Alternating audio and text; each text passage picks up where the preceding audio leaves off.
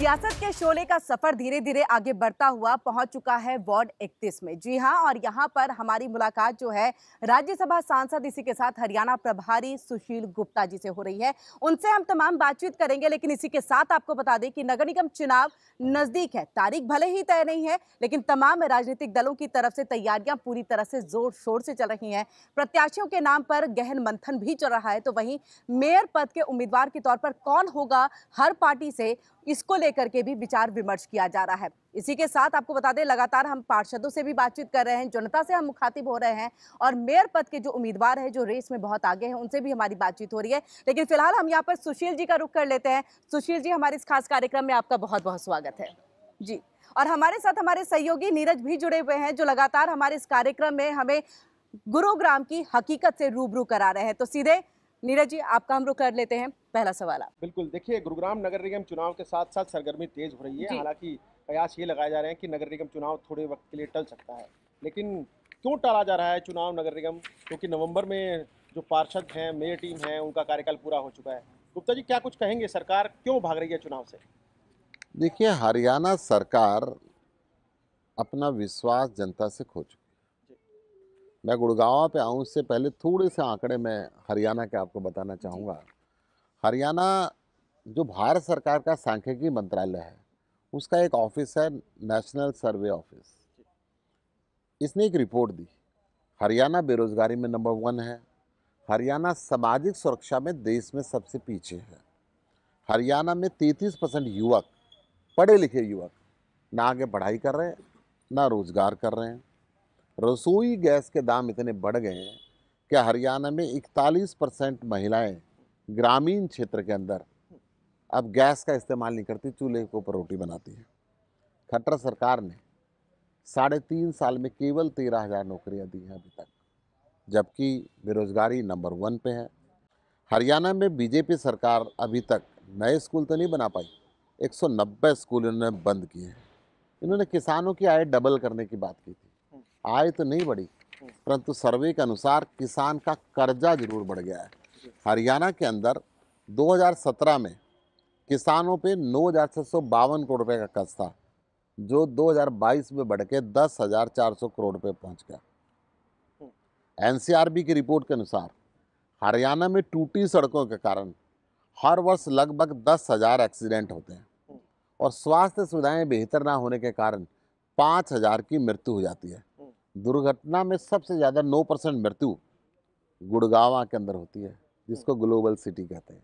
गुड़गांव की इंटरनल सड़कों की इतनी बुरी हालत है। कम से कम 30 पेपर लीक अभी तक खट्टर साहब के राज के अंदर हो सके हैं। हरियाणा के गाँव में 9% स्कूलों के अंदर पेयजल का टूटी से पानी नहीं मिलता।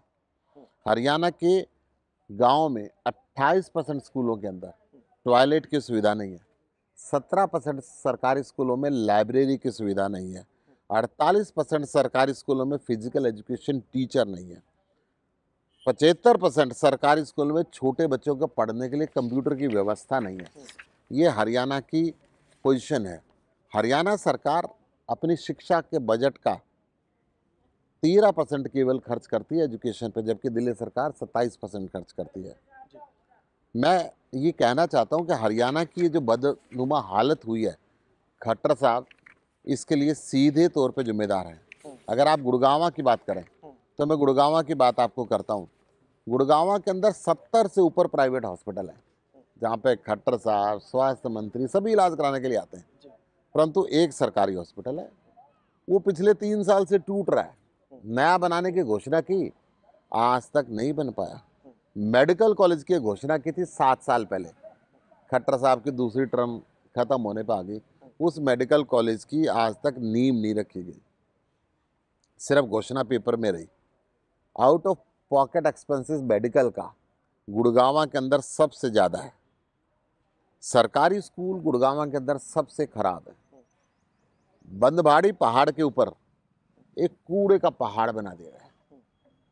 आसपास के क्षेत्रों में रहने वाले बच्चों के रिश्ते बंद हो गए।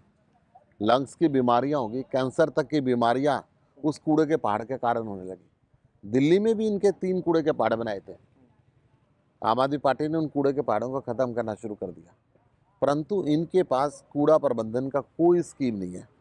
और हरियाणा के अंदर कूड़ा लगातार गुड़गांव के अंदर बढ़ता जा रहा है और गुड़गांव सरकार उससे बिल्कुल की बिल्कुल लापरवाह है, बिल्कुल इस पर ध्यान नहीं दे रही। 1100 टन ठोस कचरा प्रतिदिन गुड़गांव के अंदर उत्पन्न होता है और 32 लाख टन कचरे का पहाड़ पहले यहाँ पर बना हुआ है। जी, तो सर इससे हम समझना चाहेंगे, क्योंकि अगर हम ये देखें पूरे प्रदेश में सबसे धनी अगर कोई निगम है तो वो है गुरुग्राम। जिस तरह से आप फैक्ट्स लेकर के एक बैठे हुए हैं, आप बता रहे हैं स्थिति क्या है, वो हकीकत हमने भी देखी है यहाँ पर। वजह क्या मान रहे हैं, क्यों अभी तक विकास उतना नहीं हो पाया है, मिलेनियम सिटी क्यों नहीं बन पाया? वजह है भ्रष्टाचार। गुड़गांव यहाँ के मंत्रियों के लिए, मुख्यमंत्री के लिए, निगम के लिए एक दुधारी गाय है। दूध तो यहाँ का हर कोई पीना चाहता है, यहाँ से जो पैसा आता है वो तो पूरा प्रदेश लेना चाहता है, परंतु यहाँ पे डेवलपमेंट नहीं करना चाहते। वो पैसा अफसरों की और नेताओं की जेब के अंदर जा रहा है। अगर वो पैसा जमीन पे लगने लगे तो गाँव विकसित हो सकता है। गुप्ता जी, सबसे इम्पोर्टेंट बात ये भी है कि 2019 में आपने विधानसभा चुनाव लड़ा आम आदमी पार्टी ने, लेकिन सीट नहीं आई, मन मुताबिक सीट नहीं है जी। अब उसके बाद आपने जिला परिषद के चुनाव लड़े, सरपंच के चुनाव लड़े, वहाँ से जरूर कुछ उम्मीद बंधी है आपको, और यही कारण है क्या नगर निगम में सिंबल के साथ लड़ रहे हैं, लेकिन संगठन नहीं खड़ा हुआ अभी तक।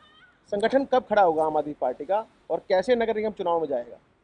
सबसे पहले तो मैं बता दूं, हिंदुस्तान की सबसे युवा पार्टी आम आदमी पार्टी है। सबसे एज वाइज भी युवा है और बने हुए भी हम सबसे युवा है। इस युवा पार्टी ने देश में 2 राज्यों के अंदर सरकार बनाई। कई राज्यों के अंदर हमारे एमएलए हैं, कई राज्यों में हमारे चुने हुए प्रतिनिधि हैं। देश के हर प्रांत के अंदर हमारा संगठन है। हरियाणा के अंदर भी 6250 गांवों में, शहर के हर वार्ड में हमारी यूनिट बनी हुई है। बहुत तेजी से हम कर रहे हैं। आपने बात करी जिला परिषद चुनाव की, हम उसमें नंबर 2 पे रहे। हम नगर परिषद में भी नंबर 2 पे रहे। अब नगर निगम का चुनाव लड़ेंगे और विधानसभा का लड़ेंगे, उसमें नंबर 1 पे रहेंगे।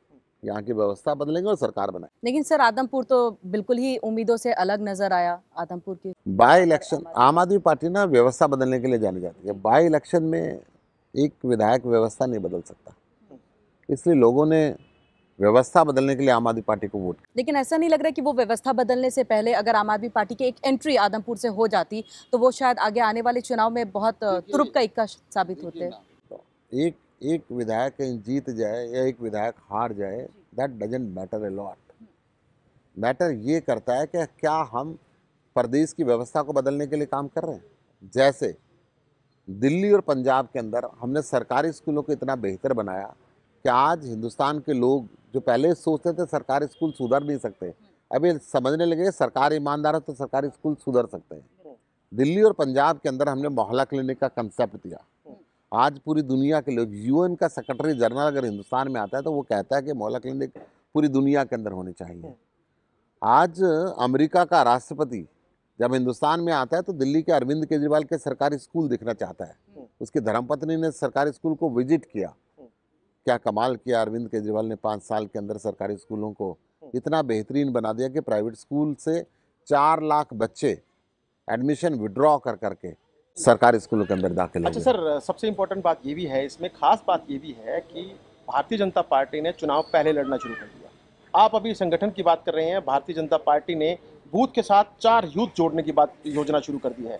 क्या आप भारतीय जनता पार्टी के पास गुरुग्राम नगर निगम की अगर मैं बात करूं तो 200 से ज़्यादा आवेदन पार्षदों के उम्मीदवारों ने आवेदन किए हैं लड़ने के लिए, और मेयर पद के भी तकरीबन 50 से ज़्यादा उम्मीदवार हैं उनके पास। तो आपके पास क्या कुछ आवेदन आए हैं इसको लेकर?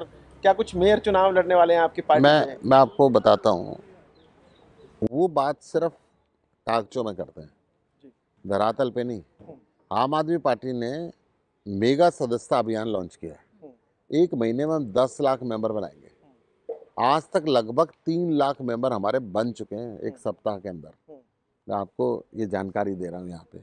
और आम आदमी पार्टी 40 के 40 वार्ड के अंदर अपने चुनाव की गुड़गांव में तैयारी कर रही है। हर वार्ड में हमारे कई कई उम्मीदवार लाइन के अंदर हैं, कितने उम्मीदवार हैं? बहुत उम्मीदवार हैं, परंतु आम आदमी पार्टी ऐसे नहीं करती कि नेताओं के पीछे जो घुमा वो उम्मीदवार बन गया। जी। आम आदमी पार्टी धरातल पे सर्वे कराती है, क्षेत्र की जनता जिसको बोलती है उसको उम्मीदवार तय करती है। ऐसे पार्षद के लिए जी। कम से कम 12-15 नाम आज हमारे पास आए हुए हैं मेयर के लिए, परंतु मेयर के अंदर भी हम तवज्जो उसको देंगे जिसको गुड़गांव की जनता कहे कि हाँ ये व्यक्ति मेयर के लिए ठीक है, सर्वे करा के उसके बाद बात करेंगे।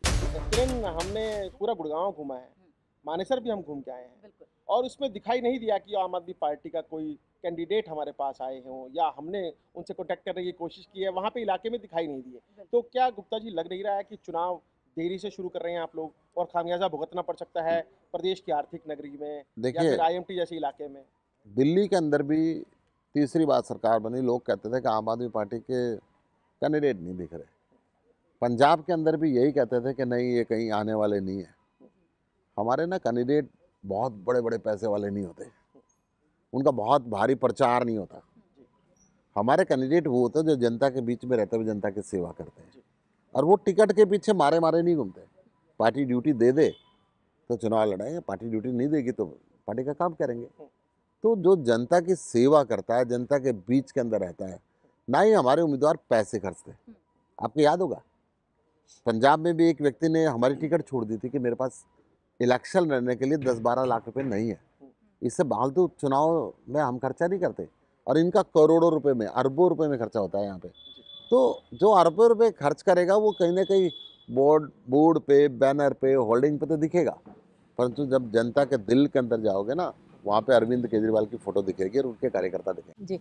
सर, इसी के साथ आपसे ये भी समझना चाहेंगे, क्योंकि हम लगातार देख रहे हैं कि मुद्दे बहुत सारे, आप फैक्ट्स लेकर के बैठे थे, मुद्दे बहुत जनता के बीच में जब जाएंगे, क्योंकि आपने मीटिंग ली, प्रभारी नियुक्त किया, कुछ एक वार्ड्स के लिए आपने प्रभारियों को नियुक्त कर दिया है, उम्मीदवारों का चयन करना फिलहाल बाकी है, लेकिन मुद्दों का चयन मुझे लग रहा है पहले ही हो चुका होगा, चाहे वो जिस रेस में है, उम्मीदवार के रेस में है, वो लोगों ने चयन कर लिया होगा। आप लोगों के मुद्दे जो हैं मुद्दे चयन? मुद्दे यहाँ पर है, सबसे पहले मेडिकल फैसिलिटी का है। जी। गुड़गांव के अंदर सरकारी मेडिकल फैसिलिटी का बहुत बड़ा अभाव है, क्योंकि एक हॉस्पिटल है वो 3 साल से टूट रहा है। एक साल में इनका 5 स्टार 5 मंजिल का बीजेपी का कार्यालय तो बन सकता है, हॉस्पिटल 3 साल तक टूटना पूरा नहीं हो सकता। 1.5 साल के अंदर फर्स्ट क्लास सर्किट हाउस बन सकता है एमएलएस के लिए, एमपीस के लिए, परंतु जनता के लिए हॉस्पिटल नहीं बन सकता। यही बात इनके स्कूलों की है। सरकारी स्कूल या तो बंद हो रहे हैं, या वहाँ पे अध्यापक नहीं है, फर्नीचर नहीं है, ज़मीन पे लोगों को बैठना पड़ जाता है। ये स्थिति सरकारी स्कूलों की चल रही है। बच्चों को अच्छी सुविधा मिले, इस तरफ सरकार का ध्यान नहीं है। मुख्यमंत्री जी कहते हैं कि भाई विज्ञान का अध्यापक सामाजिक ज्ञान पढ़ा लेगा, गणित का अध्यापक अंग्रेजी पढ़ा लेगा। तो किस ज़माने के अंदर मुख्यमंत्री जी ले जाना चाहता है? और मैं कहता हूँ सरकार की गलती भी इसलिए नहीं मानता कि इन्होंने जो शिक्षा मंत्री बनाए हैं वो मेरे ख्याल 10वीं पास है। बहुत बहुत ज़्यादा शिक्षा की तरफ इनका ध्यान नहीं है। समझते हैं कि जब 10वीं पास शिक्षा मंत्री हो सकता है तो बच्चों की पढ़ने की ज़्यादा ज़रूरत शायद ना हो, ऐसा विचार इनके मन के अंदर कहीं ना कहीं रहा होगा। गुप्ता जी, गुड़गांव के विकास को लेकर आम आदमी पार्टी को क्यों चुने जनता, या आईएमटी के विकास को लेकर आईएमटी की मानेसर की जनता क्यों चुने आप आम आदमी पार्टी को? क्या कुछ खासियत है, क्या कुछ करने वाले हैं आप आईएमटी के लिए, गुरुग्राम के लिए, फरीदाबाद नगर निगम के लिए? गुड़गांव, फरीदाबाद, मानेसर दिल्ली के बहुत निकट है। यहाँ के लोगों ने दिल्ली को बदलते हुए देखा है, किस प्रकार हम भ्रष्टाचार मुक्त दिल्ली बना के लोगों को फ्री बिजली दे रहे हैं, भ्रष्टाचार मुक्त दिल्ली बना के जनता के पैसे से जनता को फ्री पानी दे रहे हैं, सारी देश की महिलाओं को फ्री बस यात्रा दे रहे हैं, और उसके बाद भी 8,000 करोड़ रुपए साल के कमा रहे हैं। प्रॉफिट का बजट है। हरियाणा सरकार ना बिजली फ्री देती, ना पानी फ्री देती, ना महिलाओं को बस यात्रा मुफ्त देती, ना बच्चों को रोजगार देती, ना अच्छे स्कूल देती, ना अच्छे हॉस्पिटल देती, फिर भी 50,000 करोड़ रुपए का घाटे का बजट है। 2,85,000 करोड़ रुपए का कर्जा है। ये पैसा जा कहाँ रहा है, किसकी जेब में जा रहा है? ये गुड़गांव की जनता भी देख रही है, ये मानेसर की जनता भी देख रही है, ये फरीदाबाद की जनता भी देख रही है। और इसीलिए भ्रष्टाचार मुक्त गुड़गांव, भ्रष्टाचार मुक्त हरियाणा बना के हरियाणा का पैसा नेताओं की जेब में जाने के बजाय जनता के ऊपर लगे, इसलिए अरविंद केजरीवाल को यहाँ पे लाना चाहिए। क्या फ्री, ये जो आप बोल रहे हैं फ्री फ्री, इसको विपक्षी लोग बोलते हैं कि फ्री की रेवड़ी, क्या फ्री की रेवड़ियां आप बांटने की तैयारी कर रही है आम आदमी पार्टी गुड़गांव में, फरीदाबाद में, मानेसर नगर निगम में? अगर अच्छी शिक्षा देना फ्री की रेवड़ी है तो हम देंगे, अच्छी चिकित्सा देना फ्री की रेवड़ी है तो हम देंगे, लोगों को 24 घंटे बिजली पानी देना फ्री की रेवड़ी है तो हम देंगे, अच्छी सड़क बनाना, कूड़ा उठाना फ्री की रेवड़ी है तो हम करेंगे। इनकी तरह नहीं करेंगे कि अडानी साहब लाखों करोड़ रुपए लेके देश की जनता को चूना लगाकर ये इंक्वायरी भी ना कराएं। मेहुल चौकसी जैसे लोग या विजय माल्या जैसे लोग हजारों करोड़ रुपए लेके देश से चंपित हो जाएं और उनका रेड कॉर्नर नोटिस भी ख़त्म कर दिया जाए, तो ऐसा काम तो हम नहीं करेंगे। या अपने मित्रों को हजारों करोड़ रुपए की रेवड़ी बांटे, वो फ्री की नहीं है। जनता का पैसा जनता को मिले तो इनको फ्री का लगने लगता है। मैं एक सांसद हूँ, एक सांसद को 50,000 बिजली की यूनिट मुफ्त मिलती हैं, जनता को 200 यूनिट दे दी तो फ्री की रेवड़ी है। एक सांसद को जिंदगी भर, वो सांसद रहे ना रहे, रेल यात्रा फर्स्ट क्लास में मुफ्त है, 65 हवाई जहाज की यात्राएं साल में बिजनेस क्लास में मुफ्त है। महिला को 50 रुपए की टिकट मुफ्त दे दी गई तो फ्री की रेवड़ी है। मैं कहता हूँ ये नेता अपनी रेवड़ी बंद करें। कई कई पेंशन लेते हैं यहाँ पे जो इनके नेता हैं। आम आदमी पार्टी ने घोषणा किया, आम आदमी पार्टी के लीडर, एक भी लीडर एक से फालतू पेंशन नहीं लेगा। इस मॉरल को बनाएं, इस यानी चरित्र जो को बनाएं। पंजाब में वन पेंशन विधायक लागू हुआ है वो इधर भी होगा। हम पूरे देश के अंदर इसको लागू करेंगे और आम आदमी पार्टी घोषणा कर चुकी है। जी, इसी के साथ सर, जिस तरह से, क्योंकि हम 3 चुनाव है, निगम चुनाव तो है ही नज़दीक, भले ही वो देरी हो रही है, उस देरी के पीछे की वजह भी आप हमें बताइएगा, क्योंकि आप लोगों की तरफ से ये कहा जा रहा है कि सरकार डर रही है। दूसरी चीज़, विधानसभा चुनाव फिर लोकसभा चुनाव भी है, और कहीं ना कहीं एक आम आदमी पार्टी जो है पुरजोर तरीके से इसमें उतर रही है। चुनौती कौन सी बड़ी है, बीजेपी या कांग्रेस? किसे चुनौती मान के चल रहे हैं, कोई किसके साथ चुनौती नहीं बहुत है। फाइट है, टक्कर? कांग्रेस को भ्रष्टाचार पे जनता रद्द कर चुकी है और भारतीय जनता पार्टी से अब नफरत हो गया है। हम व्यवस्था बदलने के लिए आए हैं, हम किसी को चुनौती नहीं मानते। इस 75 साल से जो विकासशील देश है, हम इसको विकसित करना चाहते हैं, हम इसको शिक्षित करना चाहते हैं। हिंदुस्तान के पास किस चीज़ की कमी है? सबसे अच्छी ऋतुएं हमारे पास हैं, अच्छे मौसम हमारे पास हैं, सर्दी गर्मी बरसात सब कुछ। सबसे ज़्यादा पहाड़ हमारे पास है, सबसे ज़्यादा नदियाँ हमारे पास हैं, सबसे ज़्यादा खनिज हमारे पास है, सबसे ज़्यादा टैलेंट हमारे पास है। हमारे सुंदर पिचाई जैसे नौजवान दुनिया में सबसे बड़े जॉइंट गूगल जैसी कंपनी को एज ए CEO हैंडल करते हैं। हमारे इंजीनियर्स को और डॉक्टर्स को सारी दुनिया के अंदर इज्जत के साथ देखा जा रहा है। ये इच्छा शक्ति सरकारों की कमी है, ये राजनीतिक इच्छा शक्ति की कमी है। वो राजनीतिक इच्छा शक्ति इन नेताओं के बस की बात नहीं है पैदा करें। आम आदमी पार्टी ने इस देश की 130 करोड़ लोगों से गठबंधन किया है और ये गठबंधन इस देश को विकसित करेगा, शिक्षित करेगा, स्वस्थ करेगा, मुस्कुराता हुआ हिंदुस्तान आगे बढ़ेगा। किरण, एक दो सवाल प्रदेश की राजनीति के बिल्कुल। सियासत से जुड़े ले लेते हैं। जी। आज भारत जोड़ो यात्रा के बाद एक और यात्रा हरियाणा के अंदर चर्चित है, परिवर्तन यात्रा, अभय चौटाला की परिवर्तन यात्रा। क्या कहेंगे कि वो 2024 में आम आदमी पार्टी को कितना परेशान करने वाली है? भारत जोड़ो यात्रा की आपने बात की। जब भारत जोड़ो यात्रा शुरू हुई तो इनका गोवा बिक गया, इनका कई प्रदेशों के अंदर MLA बिक गए। हरियाणा के अंदर भारत जोड़ो यात्रा आई तो इनके सारे नेता अलग अलग कोनों के अंदर थे, इनका कुनबा ही नहीं जुड़ पाया आज भी।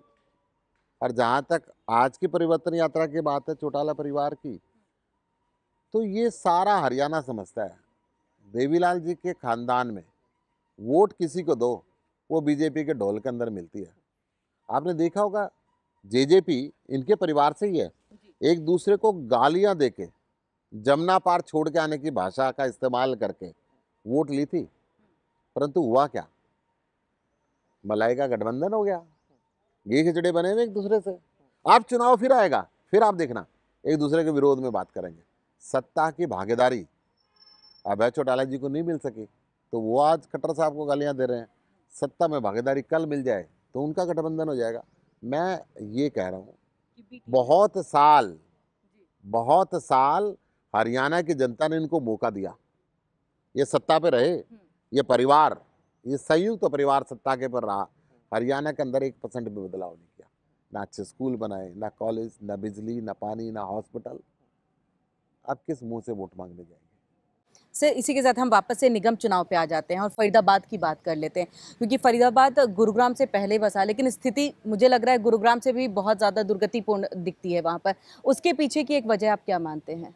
और अगर देखिए, वहाँ पर आप जाएंगे तो चुनौतियाँ ज़्यादा हो जाएंगी जब मैं गुरुग्राम से छोटा ज़्यादा। बच्चा था, हम्म, हिंदुस्तान में जहां भी जाता था, मैं फरीदाबाद का नाम आता था कि चलो औद्योगिक नगरी फरीदाबाद के अंदर चलते हैं। आज मैं फरीदाबाद के अंदर जाता हूं तो उद्योग बंद हो रहे हैं, सड़क पे चारों तरफ कूड़े के ढेर हैं, चारों तरफ मकानों को तोड़ा जा रहा है, कागजों के अंदर 1000 करोड़ रुपए का काम हो जाता है, धरातल पे कुछ नहीं होता।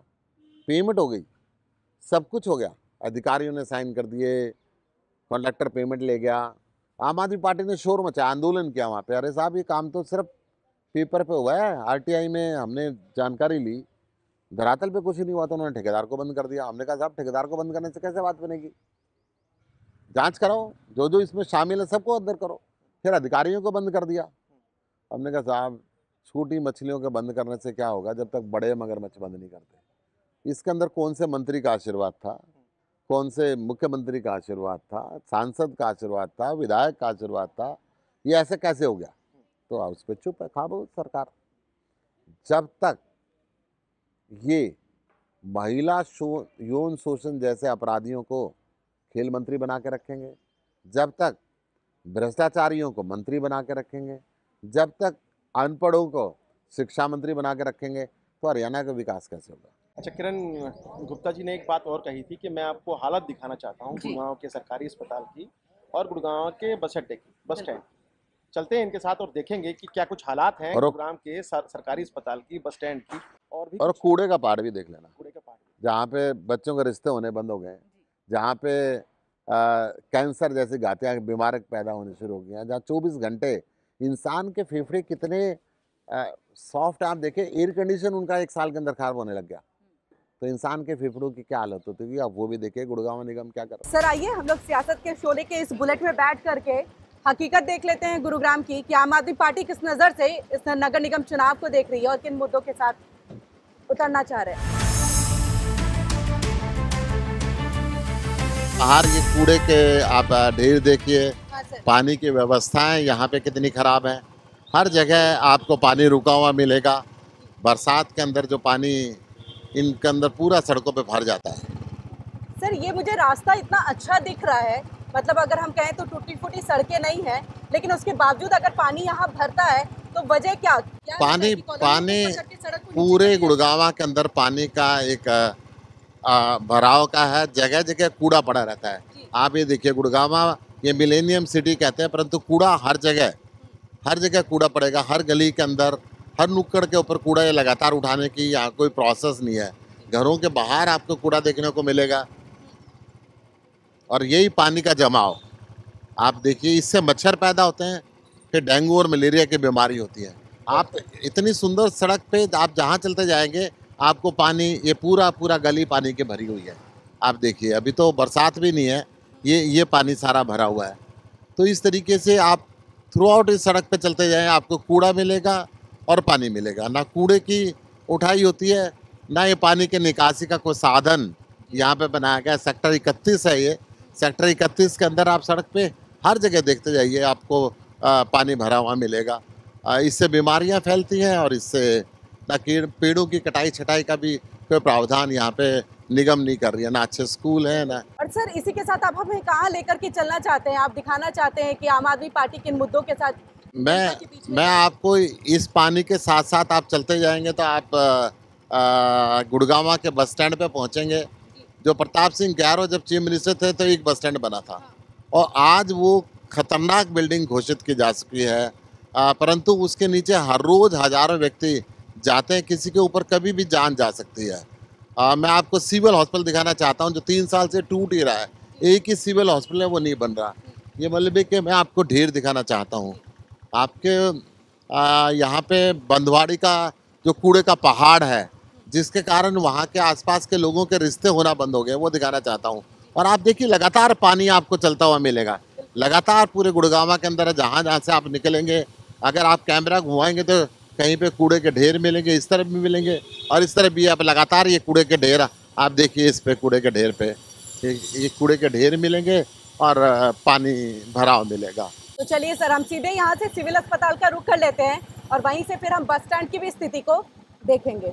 हाँ, तो सिविल हॉस्पिटल चलिए, आप सिविल हॉस्पिटल को देखिए कि किस तरीके से बहुत ही बुरी हालत के अंदर इन्होंने 1 साल के अंदर अपना 5 स्टार भारतीय जनता पार्टी का ऑफिस तो बना लिया, 1.5 साल के अंदर एमएलए हॉस्टल बहुत शानदार बना दिया।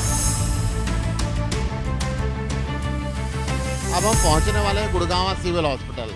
ये जो सड़क के किनारे पानी आप देखते आ रहे होंगे, पूरे गुड़गांव के अंदर भरा हुआ है। ये इकलौता जो सिविल हॉस्पिटल है, आप इसके बोर्ड पे देखिए, अंदर जाने का रास्ता बंद है, 4 साल से टूट रहा है। ये बिजली के तारों के जंजाल यहाँ पे आप देख सकते हैं। मैं आपको अंदर चल के दिखाता हूँ।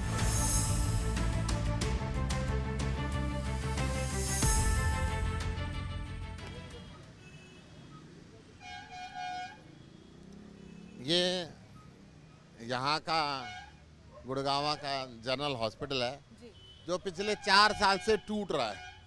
घोषणाएं बहुत हुई, पेपरों पे ये बिल्डिंग शायद बन रही है, परंतु ये खंडर 4 साल से बना हुआ है। मुझे ऐसा लगता है कि हरियाणा सरकार का प्राइवेट हॉस्पिटलों से कुछ साझेदारी है कि जनता सरकारी हॉस्पिटलों से वंचित ही रहे और मजबूरी में अपने ज़मीन और मकान बेच के उनको मैदानता जैसे महंगे हॉस्पिटलों के अंदर जाना पड़े। लेकिन 2 बार तो अनिल विज जी की तरफ से निरीक्षण किया गया, स्वास्थ्य मंत्री की तरफ से निरीक्षण किया गया, तो आप देखिए हुआ क्या। आप अपना कैमरा घुमा के देखिए, एक ईंट यहाँ नहीं लगाई गई जी। 4 साल के अंदर टूट रही है। 1 साल में अपना 5 स्टार बीजेपी का ऑफिस बना सकते हैं 5 मंजिल का।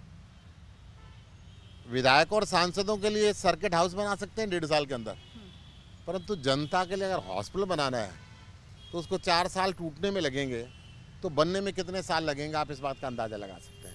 इसके सामने एमसीजी का ऑफिस है, गुड़गांव म्युनिसिपल कॉरपोरेशन का। हेलमेट पहन के कर्मचारी अपने दफ्तर में बैठते हैं, गुड़गांव की सुरक्षा करेंगे कैसे? आप चलिए, मैं अगर आपको हो तो मैं आपको दिखा दूं।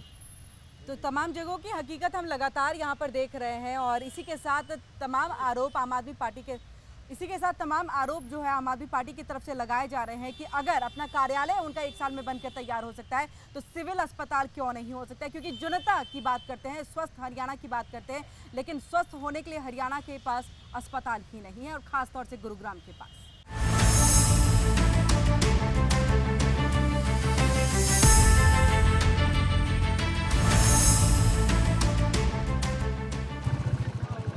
हम गुड़गांव के बस स्टैंड पे जा रहे हैं। आप देखिए यात्री कैसे अंदर यहाँ पे घुसेंगे, पानी और ये तोड़फोड़ का पूरा रास्ता देखिए। पूरा गुड़गांव के अंदर बहुत ही, ये बस स्टैंड एक इकलौता बस स्टैंड है गुड़गांव का जो हरियाणा बनने से पहले बना। प्रताप सिंह कैरो जी के समय पे इसका उद्घाटन हुआ और लगातार गुड़गांव की आबादी लगभग 40 लाख हो चुकी है। लोग चाहते हैं कि गुड़गांव के अंदर एक शानदार इंटरनेशनल बस स्टैंड हो जहां से पूरे देश के अंदर बसें आ जा सकें, लोगों को सुविधा मिल सके, परंतु कूड़े के ढेर हैं, ना कोई शौचालय की व्यवस्था है, ना कोई पानी की व्यवस्था है और सिर्फ एक टूटा हुआ खंडर है जिसके को सरकार खतरनाक घोषित कर चुकी है। आप इसके दोनों तरफ ये रास्ता देखिए, ये कूड़े के ढेर देखिए, आपके कैमरे वाले इन कूड़े के ढेर को देखिए। बस स्टैंड, ये बस स्टैंड की हालात है और ये सड़क है बस स्टैंड की। इस सड़क पे कैसे व्यक्ति चलेगा?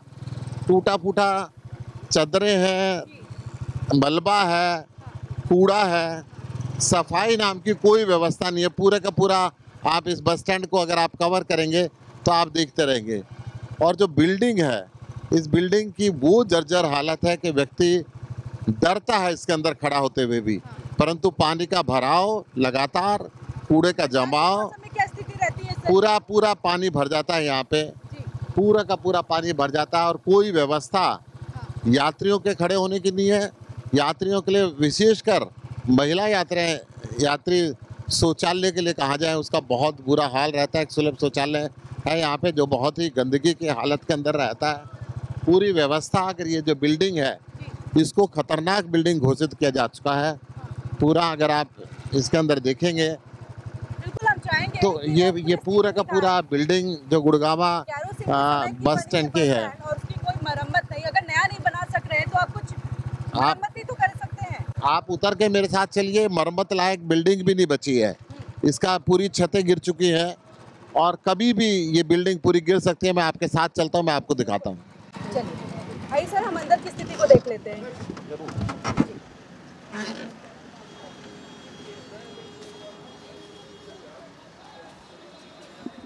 मुझे लगता है आप हेलमेट पहन के चलेंगे तो अच्छा रहेगा, बिल्डिंग गिर सकती है। इस बिल्डिंग की हालत ऐसी है कि बिना हेलमेट जाना सुरक्षित भी नहीं है। यात्री किस तरीके से अपनी जान पे खेल के आप हेलमेट पहने रहिए, बेहतर रहेगा, क्योंकि अगर आप इसके अंदर जाना चाहते हैं तो सुरक्षित नहीं है कि आप बिना हेलमेट के इसके अंदर जाएं। चलिए, आप कह रहे हैं तो हम इस चीज को देख लेते हैं। ये गुड़गांव का बस स्टैंड है। अब ये यात्रियों के बैठने की व्यवस्था है। यहाँ पे ये यात्रियों के बैठने के डेस्क हैं और ये इस बिल्डिंग की हालत है। अगर आप बिल्डिंग की छत को आप देखिए किस तरीके से छत की पोजीशन है। गुड़गांव प्रशासन पूरा सोया हुआ है। खट्टर सरकार आज लगता है कि गुड़गांव के लोगों की जान की कोई अहमियत नहीं समझती है। चलिए सर, हम आप पूरा इसके अंदर चल के आप देखेंगे इस बिल्डिंग को खतरनाक घोषित किया जा चुका है। यहाँ पे लोगों का आना वर्जित होना चाहिए। मैं खुद आपके साथ हेलमेट पहन के इसलिए चल रहा हूँ कि कहीं कोई अप्रिय घटना यहाँ पे ना हो, परंतु लोग अपनी जान को हथेली पे लेके यहाँ पे चलते हैं। यहाँ की सफाई व्यवस्था को आप देखिए, शौचालय नहीं है। यहाँ के इस वेटिंग रूम की हालत देखिए। ये यात्रियों के लिए वेटिंग रूम है। इस वेटिंग रूम की आप छत को देखिए, इसके पंखे को देखिए, इसके फ्लोर को देखिए। ये गुड़गांव की हालत है। तो पूरा चाहेंगे कि कैमरा पर्सन ये भी लें, ये देखिए, ये रेस्टोरेंट भी लिखा हुआ है, वेटिंग रूम है, ये प्रतीक्षालय है, रेस्टोरेंट लिखा हुआ है यहाँ पर। और पूरी इस बिल्डिंग को अगर आप कहीं से भी देखेंगे ये पोजीशन है गुड़गांव के। इसकी ये बेंचों की हालत है। अभी अगर मैं इसको देखूं, योजनाओं में, सरकार की योजनाओं में जो है वो काफ़ी ज़्यादा एक बस स्टैंड बनाने की भी बात है, लेकिन वो बन नहीं पा रहे हैं। 40 लाख की आबादी हो चुकी है और लगातार कई दशकों से लोग यहाँ पे एक अंतर्राज्यीय बस स्टैंड बनाने की मांग कर रहे हैं। यात्री अंदर घुसना मुश्किल है। इसकी सड़कें पे बसें जब चलती हैं तो पूरी टूटती हैं। यात्रियों के बैठने की कोई व्यवस्था नहीं है। पूरा भवन खंडर हो चुका है और बसें भी ज़्यादा यहाँ पे नहीं आ पाती है। आप हेलमेट उतारे जी सर, तब तक मैं अपनी कोई खतरा जिम्मेदारी को तब तक मैं आपकी ये जो जर्जर हालत है, हाँ। इस हालत के अंदर हेलमेट के बिना चलना हाँ। बहुत ही खतरनाक। तो ये तमाम मुद्दे रहेंगे नगर निगम के चुनाव में, गर्म रहने वाले हैं। नगर निगम के अंदर यहाँ का सिविल हॉस्पिटल, यहाँ के कूड़े की डिस्पोजल व्यवस्था, बंद बाड़ी के कूड़े के पहाड़, यहाँ के स्कूलों की खस्ता हालत, यहाँ के हॉस्पिटल, केवल 40 लाख की आबादी पे एक हॉस्पिटल, वो भी 3 साल से टूट रहा, बनना शुरू नहीं हुआ। कब होगा हमें नहीं मालूम। तो ये जो गुड़गांव, जिसको ये मिलेनियम सिटी बोलते हैं, जिसका स्मार्ट सिटी के अंदर भी हरियाणा सरकार नाम नहीं भेज पाई, जहाँ के पैसे को सिर्फ भ्रष्टाचार की बलि चढ़ा दिया जाता है, जहाँ पे खट्टर सरकार आंख बंद करके इसको एक दुधारू गाय सोचती है कि गुड़गांव के लोग टैक्स देंगे और उससे हमारी जेबें भरेंगी।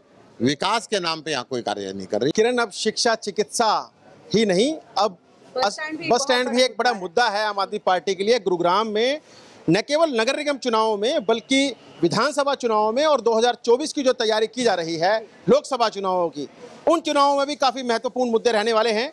अब इस पूरे मुद्दे पर प्रदेश सरकार क्या कुछ जवाब, अपना पक्ष रखने वाली है, यह जरूर महत्वपूर्ण होगा। बिल्कुल, और ये भी हम जानने की कोशिश करेंगे उनका पक्ष क्या रहेगा और क्या वो कहना चाहेंगे इन तमाम मुद्दों को लेकर।